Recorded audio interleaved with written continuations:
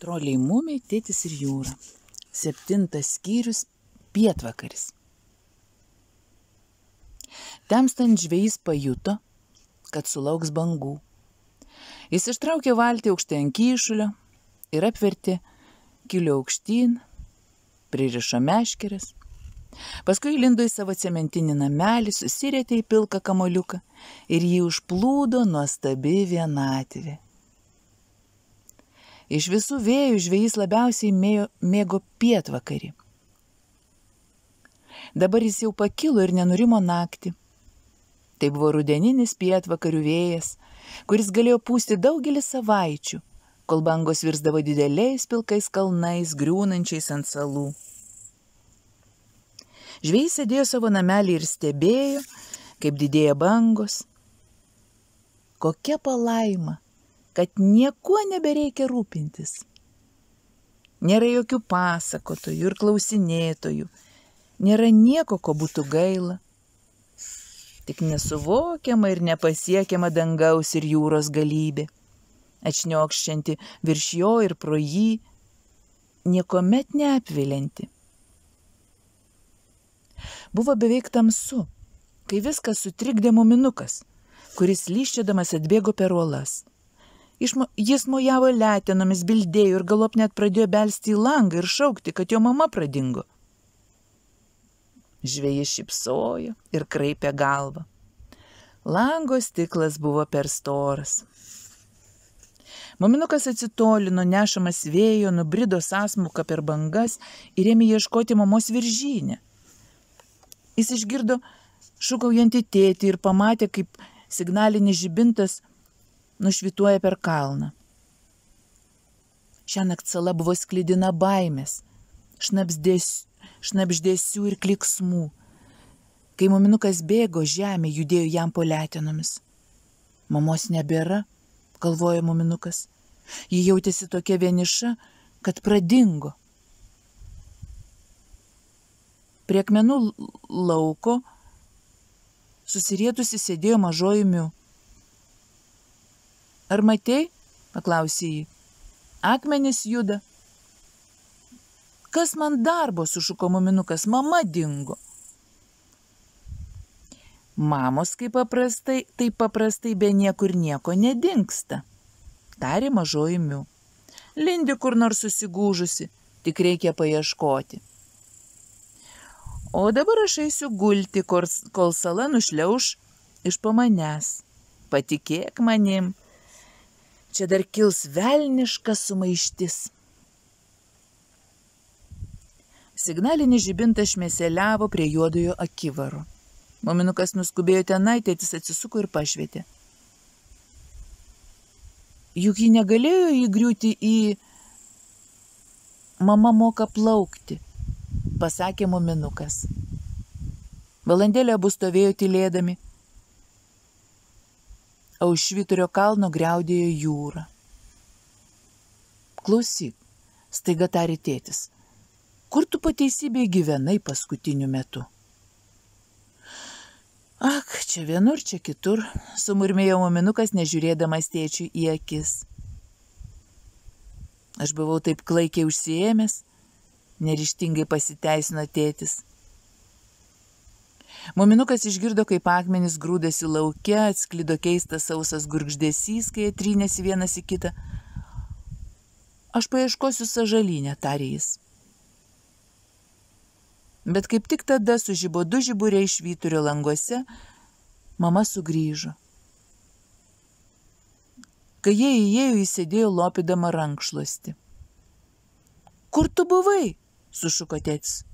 Aš? Nekaltai paklausė mama. Truputį prasivedinau. Nevalia šitaip gąsdinti, tarė tėtis. Turėjai pagalvoti, kad mes įpratę matyti tave namuose vakarais. Kaip tik tai ir baisiausia, atsiduso mama. O man reikia permainų. Pernelyg pripranti vienas prie kito, viskas taip vienoda. Argi ne, mielasis? Tėtis nepatikliai įsistebėlijo į ją, bet mama tik nusijuokė ir siuvo toliau. Tuomet tėtis žengė prie sieninio kalendoriaus ir nubrėžė kryžių, kuris reiškia penktadienį, po jo parašė 5 balai.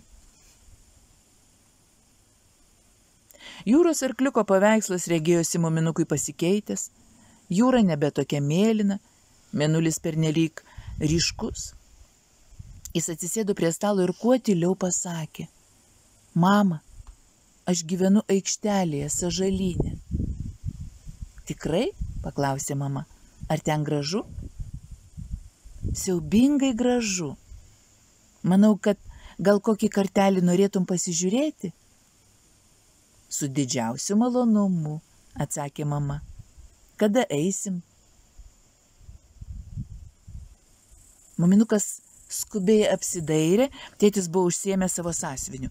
Tada jis sušnabždėjo. Dabar, šiąnakt. Nutęsė mama. Ar nebūtų smagiau eiti rytoj visiems kartu? Tada būtų kitaip, tarė troliukas. Mama linktelėjo galvą ir siuvo toliau. O tėtis sąsiuvinyje rašė. O gal kai kurie faktai pasikeičia tik todėl, kad ateina naktis? Išsiaiškinti, ką veikia jūra naktį. Pastebėta. Mano sala itin pasikeičia naktį. Tai yra A. Tam tikri keisti garsai. B. Kažkas be jokių abejonių. Kažkas, kas be jokių abejonių yra judesiai. Tėtis atitraukė pieštuką ir pagalvojo. Tada rašė toliau. Ar įmanoma, kad stiprus tavo jausmas pakeistų visą aplinką? Pavyzdžiui, aš tikrai labai nerimavau dėl muminuko mamos. Išsiaiškinti. Jis perskaitė, ką parašęs ir pabandė mąstyti toliau. Nieko neišėjo. Tada lėtai priėjo prie savo lovos, užsitraukdamas apklotą ant nosies palipė. Kai eisit gulti, rūpestingai užgesinkit žiburį. Reikia labai saugoti smalkių. Taip, mielasis, pasakė mama. Kai tėtis užmigo, muminukas paėmė signalinį žibintą ir pašvietė mamai kelią per salą. Mama sustojo viržynę ir įsiklausė. Ar naktį visuomet šitai būna? Paklausė ji. Kiek neramu naktimis, paaiškino muminukas, bet tu nesirūpink, tai tik sala pabunda, kai mes užmiegam. Taip, tarė mama, tikriausiai. Muminukas šliaužė pirmas didžiąją landą. Kartais atsisukdavo pasižiūrėti, ar mama seka įkandin. Kai kada jį užkliūdavo už šakų, bet vis dėlto pamažėle pasiekė aikštelę. Tai čia tu gyveni, šūktelėjo mama, neapsakomai miela. Stogas dabar kiek praretėjo, paaiškino troliukas, bet jeigu būtum pamačiusi, kai čia buvo žalia, argi čia nepanašu į grotą, kai viduje dega žiburys? Tikra grota, pritarė mama, turim pakloti čia kilimą, atnešti dėžę atsisėsti. Ji kilstelėjo nos ir pamatė, kaip pro debesį suspindi žvaigždės. Žinai ką, tarė ji, kartais aš jaučiu, kad sala plaukia su mumis. Mes kažkur dreifuojam. Mama, staiga tarė muminukas, aš sutikau jūros arkliukus, bet jiems nepatikau. Aš norėjau tik palakstyti su jais valandėlę, pasijuokti ir palakstyti, supranti, jie tokie gražus. Mama linktelėjo galvą. Nemanau, kad galima susidraugauti su jūros arkliukais. Su jūros arkliuku, rimtai pasakė ji, bet neverta dėl to liūdėti. Gana žiūrėti juos ir džiaugtis, kaip žiūri į gražų paukštį ar kraštovaizdį. Gal tu teisi, tarė muminukas. Abu pasiklausė, kaip vėjas šlamina Sąžalyną. Muminukas visiškai pamiršo morą. Jis tarė. Būčiau turėjęs ko nors pavaišinti. Rytoj, tarė mama, galime čia surengti šventę ir gal pakviesti kitus, jei norėsi. Buvo malonu pamatyti, kaip gyveni, o dabar man metas grįžti į švyturį.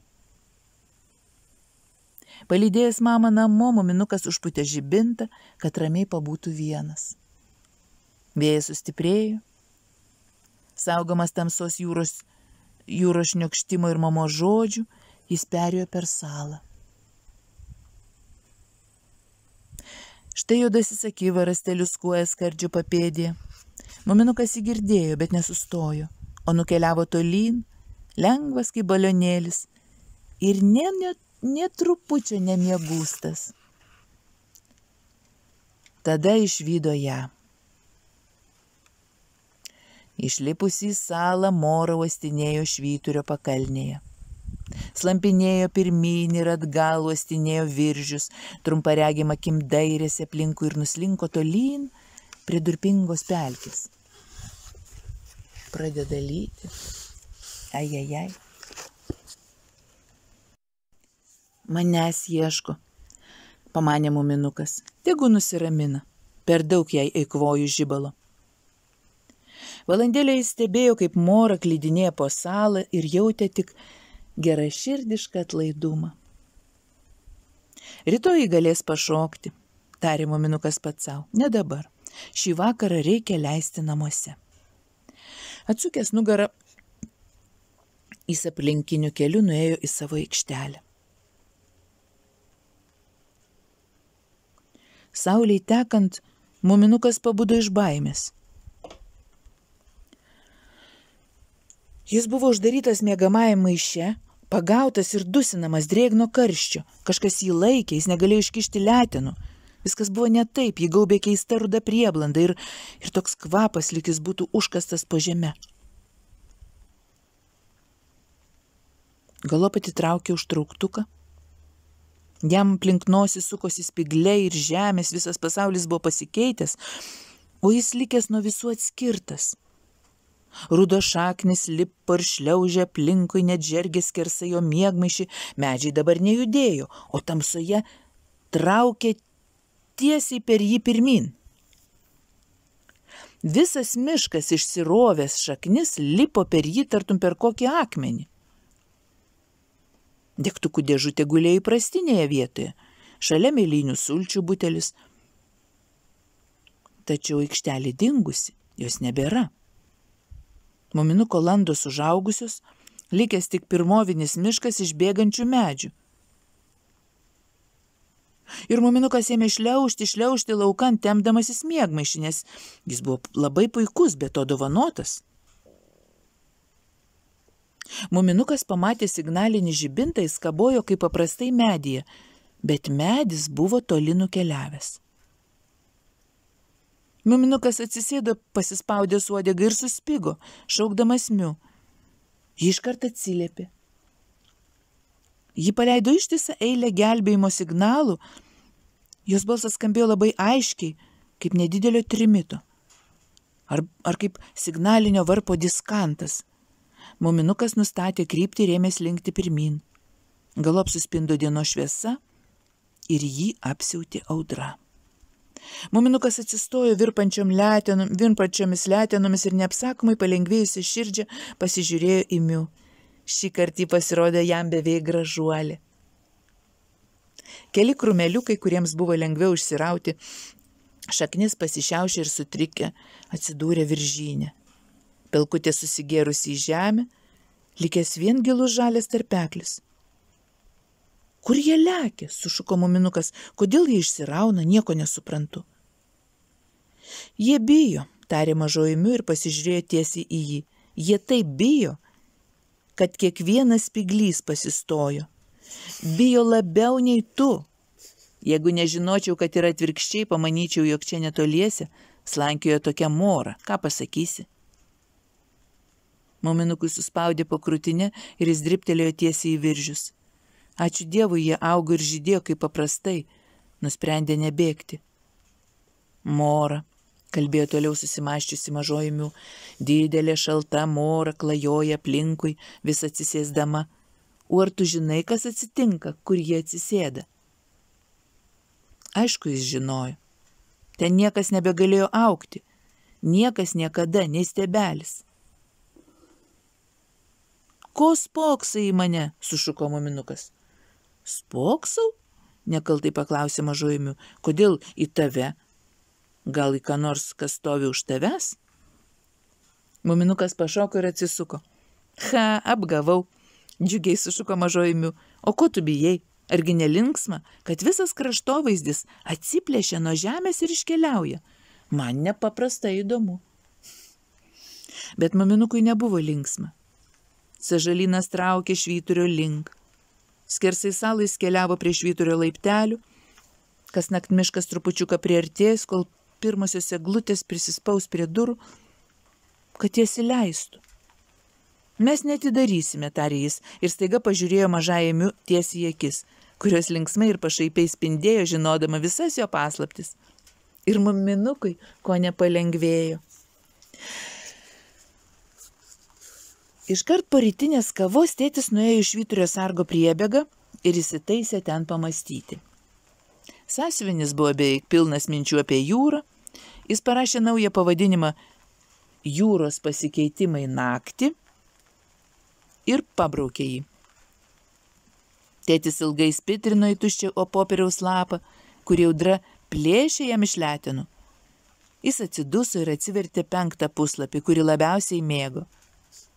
Ten jis buvo nustatęs, kad juodąją akivarą ir jūrą jungia labai gilus tunelis, žiūrėti paveikslėlį. Ir dėja per akivarą nugrimzdo lobiai.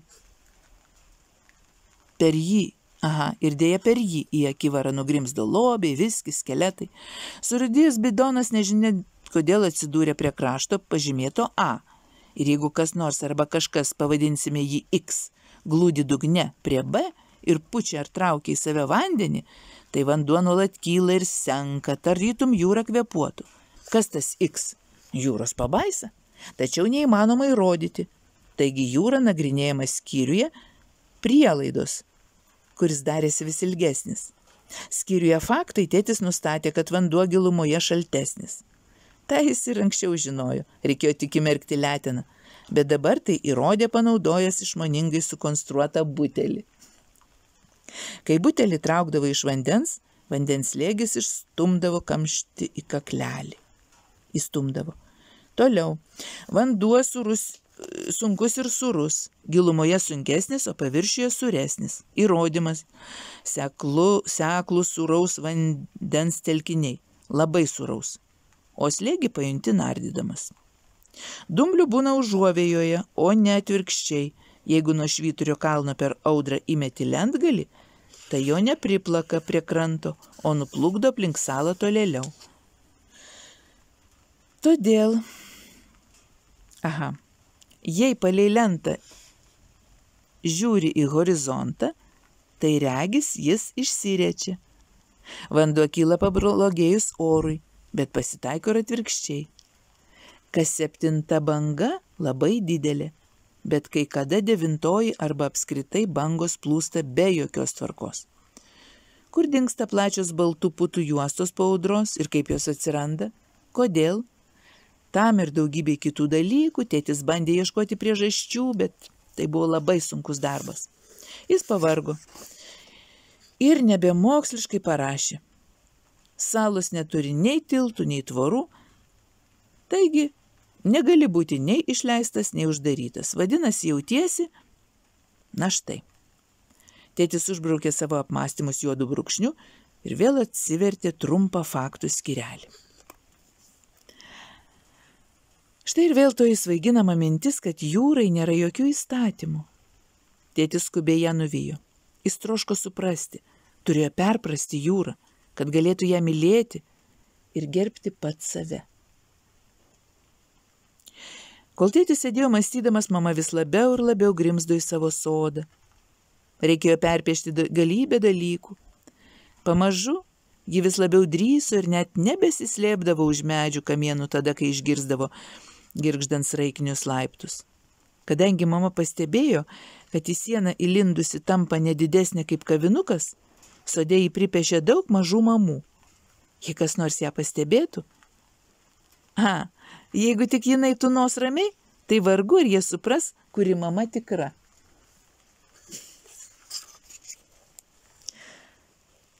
Juk tai grina vidutinio laipsnio beprotybė, tarė mažoji Miu. Ar negalėtum nupiešti ir mūsų, ne vien tik save? Juk jūs esat saloje, pasakė mama. Ir ji paklausė muminuką apie šeimos šventę aikštelėje, bet jis tik subambėjo kažką ir išslinko laukan. Tai tas jūros arkliukas, galvojo mama. Taip, laikas eina. Ir ji nupiešė dar vieną mažytę mamą, sėdinčią ir besigrožinčią alyvomis.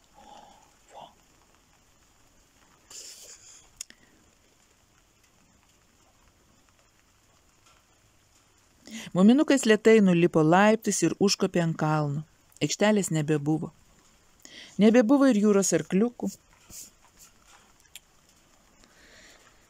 Jis stovėjo ir žiūrėjo mamos daržą prie skardžio, visos erškėtrožės nuvytusios, nes gyvenimas joms pasidarė pernelyg geras.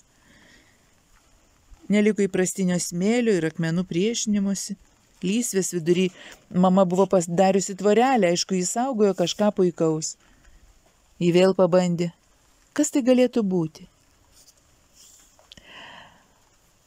Per kalną švilpaudama atskubėjo mažoji Miu.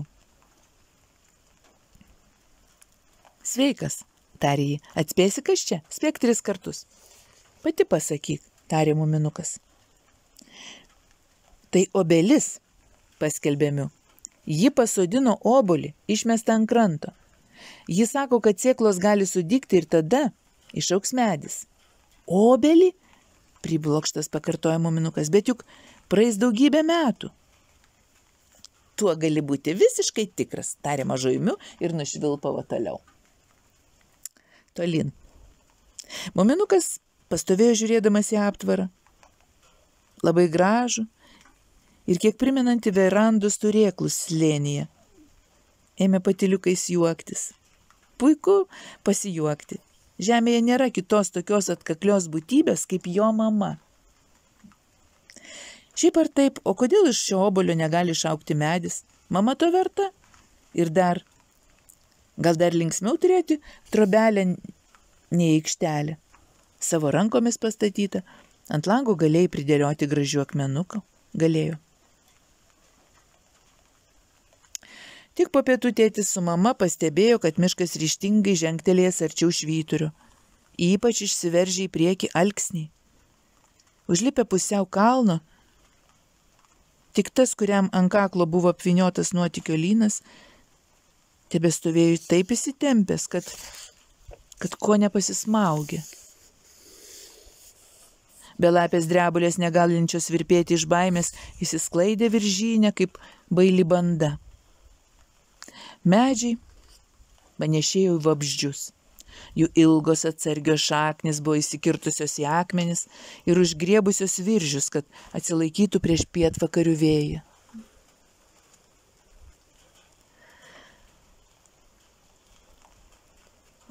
Bet ką tai reiškia, sušnibždėjo mama ir pasižiūrėjo į tėtį.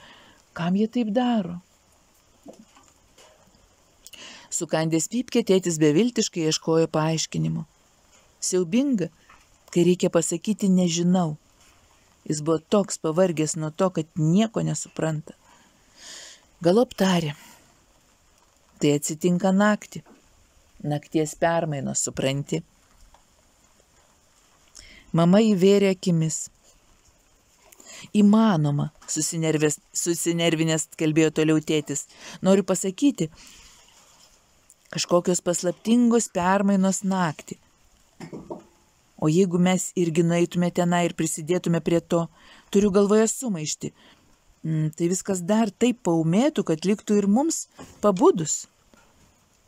Bet mielasis, susirūpino mama, tėtis iškaito kaip žarie. Po ilgos slogios tylos muminukas sumurmėjo. Jie bijo. Manai, dėkingas tarė tėtis, gera mintis. Jis apžiūrėjo išraustą duobę, žemę, visi medžiai buvo atsitraukę nuo jūros. Dabar suprantu, suriko tėtis, jie bijo jūros. Jūra juos išgąsdino. Jaučiau, kad turi kažkas atsitikti, kai naktį buvau lauke. Atsivertęs sąsiuvinį, jis ėmė sklaidyti lapus. Rytą šitą užrašiau, palaukit. Turiu viską apmastyti. Ar manai, tai ilgai truks? Paklausė mama. Bet tėtis jau lapnojo švyturio link įbedęs nosį į savo užrašus, suklupo užkliuvęs už krūmo, paskui dingo tarp eglių. Mama, pasakė muminukas, man rodos, nėra čia ko nerimauti. Jie galiuką pabėgės, paskui suleis šaknis į kitą vietą ir toliau augs. Manai, silpnu balsu paklausė mama. Gal iš jų pasidarys stoginė tavo daržui, pabandė guosti ją muminukas. Ji bus daili iš berželių, švies žaliais lapais. Ačiū, pasakė ji, bet man atrodo nenormalu, kai augalai šitaip elgiasi. Namuose niekuomet taip nėra buvę.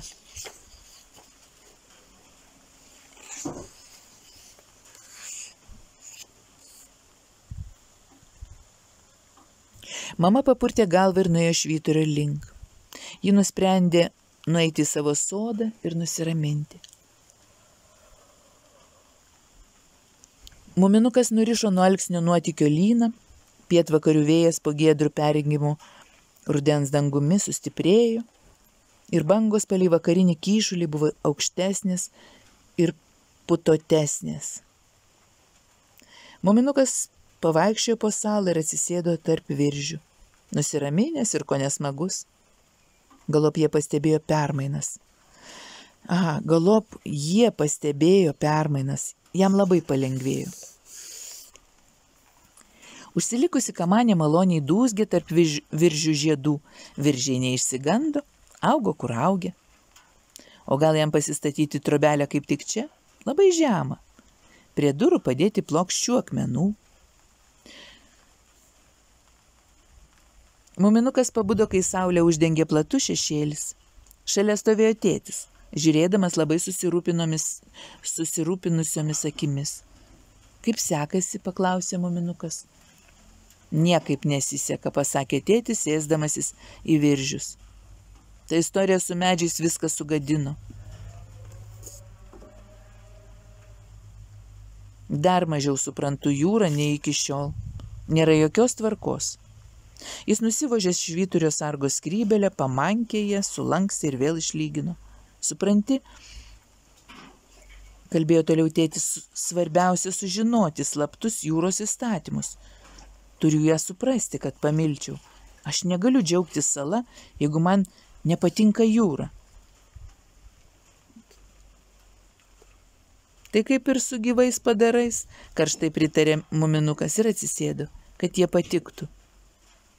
Jūra viską nors naują sugalvoja, kalbėjo tėtis. Viską nors vienur ar kitur šiąnaktį išgąsdino visą salą. Kodėl? Kas atsitiko? Nėra sistemos, o jeigu ji yra, tai aš jos nesuprantu. Jis klausiamai pasižiūrėjo į muminuką. Manau, kad tu suprastum, jeigu kokia nors sistema būtų, tarė muminukas. Jam buvo baisiai malonu, kad tėtis kalba su juo apie didelius svarbius dalykus ir jis visas įsitempęs stengiasi suprasti, apie ką kalbama. Tai tu sakai, tarė tėtis, kad nėra jokios sistemos? Tikrai nėra, sumišęs patvirtino sūnus, tikėdamasis, kad neklysta. Kelios žuvėdros pakilo virš kyšulio ir klykaudamos ėmė sukti ratus apie salą. Nuo bangų daužimo žemė po jų kojomis tartum kvėpavo. Bet tada jūra turėtų būti gyva, svarstė tėtis. Ji gali mąstyti, ji elgiasi, kaip jai šauna į galvą. Negalima to suprasti. Jeigu miškas jūros išsigando, vadinasi ji gyva?